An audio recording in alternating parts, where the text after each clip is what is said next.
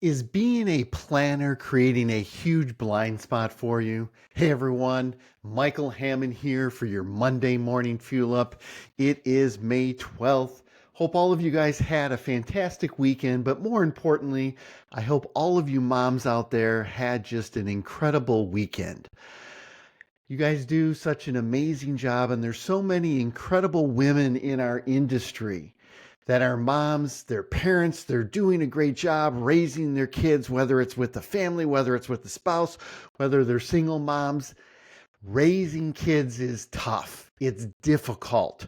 Whether you have little kids, whether you have grown adults, life's challenges can be quite insurmountable at times. And you guys do it with such grace, such dignity. And in addition to doing all of that, you're balancing all of the challenges and tasks that you have at work. So, hope all of you guys had a happy Mother's Day, a very belated Mother's Day to each and every one of you guys for going out there, being awesome each and every day to set an incredible example for your kids, raising great kids, and still contributing so much to our industry. So it's Mother's Day, and I started this off with, is being a planner creating a huge blind spot? And one of the things, I'm a planner. I love to plan, wake up in the morning, hey, to my wife, well, what are we doing today? What's on the agenda? And one of the problems with that is when you are a planner and think that you have to plan everything, being that planner also projects your expectations on what type of outcomes you want to get. Well, I wanted to make it a special weekend, and what can we do? And where can we go? And sometimes my wife has been so busy at work, and we've been traveling on weekends and so many things going on that I worked very hard this weekend to say, don't ask for a plan, don't ask for the agenda, don't project your expectations, because when you always project your expectations onto what those outcomes will be and how you'll make someone feel and the great things that will happen, it also leads to incredible disappointment for you and frustration for the other person. So thank goodness this weekend, I tried to take some of my own advice. We slept in, well, at least to our standards, maybe about 7:45.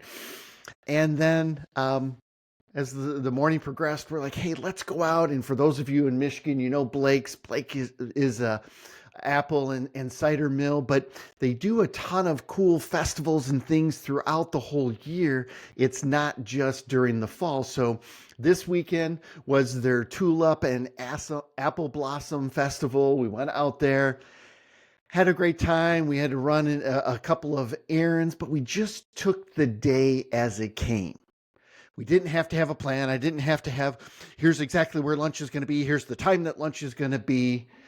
We just took it as it came, and it was a magical day. We had a blast. We went shopping. We didn't have a list of here's the 10 things we have to get at the store. Here's what we're looking for. And guess what? We found some things that we weren't looking for that we had wanted for a long time. And we just had a delightful time enjoying each other, no set expectations, and it was fabulous.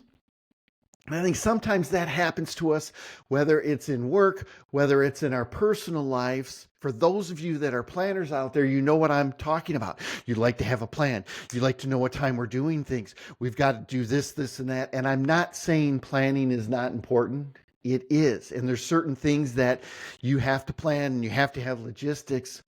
But there's other times in life that you just have to let spontaneity take over. You have to just be open to the situation and not always through that planning throwing those incredible expectations onto other people. It makes them miserable. It sets you up for frustration, for failure. So go out there this week, have an amazingly blessed week, but find those situations where you can let go a little bit. You can let a little bit of spontaneity happen. Do you have to have a plan? Yes. Sunday morning, I knew we were going to go out to brunch. Well, if you want to go out to brunch on Mother's Day, you need reservations and you need them weeks in advance. Great, I had that. But in doing that, I didn't have to look at the menu prior to getting there. I didn't have to know exactly what I was going to get. I didn't have to order as soon as the waitress walked up. We just let the day and the meal come to us. So let some of the things in life this week come to you. You will find much more joy. You will find much more peace. Go out there and have an amazingly blessed week and find a few moments of spontaneity so you can find that joy in life.